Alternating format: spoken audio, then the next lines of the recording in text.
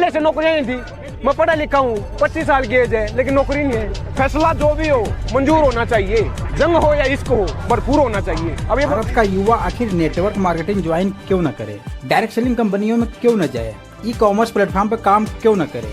क्योंकि एक तो आप मुझे बता दो, रोजगार है ही नहीं देश में, क्योंकि सेंटर और स्टेट की मिला के ना 2 करोड़ नौकरियां, सरकारी नौकरियों की बात कर रहा हूँ मैं, केवल 2 करोड़ नौकरियां हैं, उसमें मारामारी है। बात क्या है कि 200 कुत्ते हैं, 1 रोटी का टुकड़ा है, खाना एक कोई है, कंपटीशन इतना ज्यादा है, ऊपर से जो हैं उनको बेचा जा रहा है। पहले क्या था, इनडायरेक्टली तरीके से बेचा जाता था, अब डायरेक्टली बेचा जा रहा है। क्यों बेचा जा रहा है? लेटरल एंट्री आई, आपको पता होगा, जो यूपीएससी के थ्रू जो जाता है ना, मेहनत करके 10 पोस्ट थी पिछले साल, अब उनको इंक्रीज कर दिया, 30 कर दिए। समझो अपने आप ही पढ़ाई लिखाई किताब खत्म होगी ना, किताब को खत्म होगी।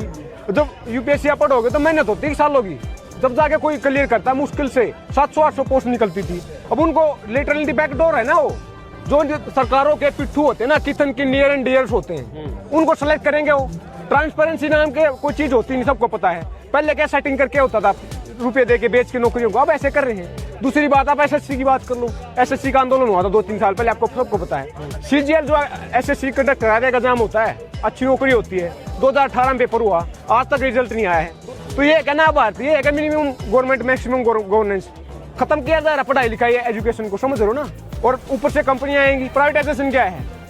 अब जैसे लॉकडाउन हुआ, 8 करोड़ माइग्रेंट लेबर अपने घर गए, इन पूंजीपतियों घर फैक्ट्री में काम करते थे, इन्होंने अगर एक भी पैसा दिया हो तो, किराए का पैसा दिया हो तो, सारी उम्र तो इन्होंने पैसा कमाया उन श्रमिकों की वजह से। जब उनकी दुख की घड़ी आई तो वो हट गए। यही तो विकास है। मैं वही बोल रहा हूँ, 200 में से 200 नंबर लो आप, तब भी सिलेक्शन नहीं हो रहा। ये कहाँ रह रहे हैं हम? कौन सा विकास है ये? दूसरी बात, प्राइवेटाइजेशन बोल रहा हूँ ना मैं, जो पीएसयू होते हैं ना, उनको बेचा जा रहा है, तो नौकरी तो प्राइवेट हाथों में चली गई। क्योंकि पीएसयू क्या है, कॉर्पोरेट ग्राउंड उद्योगपति वो खरीदेंगे उनको, कंपनियों को, तो अपनी मर्जी से वो सरकारी इतनी सैलरी देंगे क्या? 10-10 हजार रुपये सैलरी दी जा रही है। तो ये विकास खत्म होने जा रहा है देश।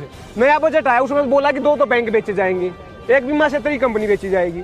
एफडीआई जो 49% होता ना बीमा क्षेत्र में, 74% कर दिया है, इंक्रीज कर दिया है। तो ये बेचना ही तो क्या है? पहले क्या होता था, बजट आता था, ये होता था क्या सस्ता हुआ क्या महंगा हुआ। अब क्या हो रहा है, क्या बचा क्या बिका?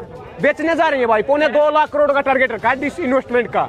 डिस इन्वेस्टमेंट वो है कि बेचा जाएगा कंपनी। 2010 में पेट्रोल को कंपनी पे हाथों छोड़ा था, सरकार का इंटरवेंशन होता था, पेट्रोल को सरकार डिसाइड करती थी। बोला क्या था कि सरकार कंपनी डिसाइड करेगी डेली बाय डेली ना, उसको जीएसटी से बाहर रखा है पेट्रोल डीजल को, वो कंपनी डिसाइड कर रही है। डीजल पेट्रोल प्राइवेटाइजेशन हाथों में, कंपनी डिसाइड करती है, तो उसका भाव कहाँ है?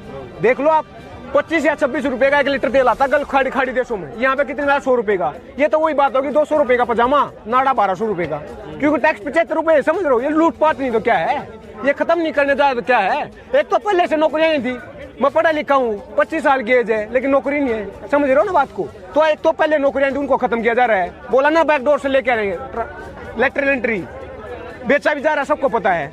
ऊपर से प्राइवेटाइजेशन कर रहे हैं, अपने आप ही खत्म होगी पढ़ाई लिखाई किताब। और जो डिसेंट यूज करेगा, जो पढ़ा लिखा होगा, उसको जेल में डाल देंगे, समझ रहे हो ना। फैसला जो भी हो मंजूर होना चाहिए, जंग हो या इश्क हो, भरपूर होना चाहिए। अब ये भरपूर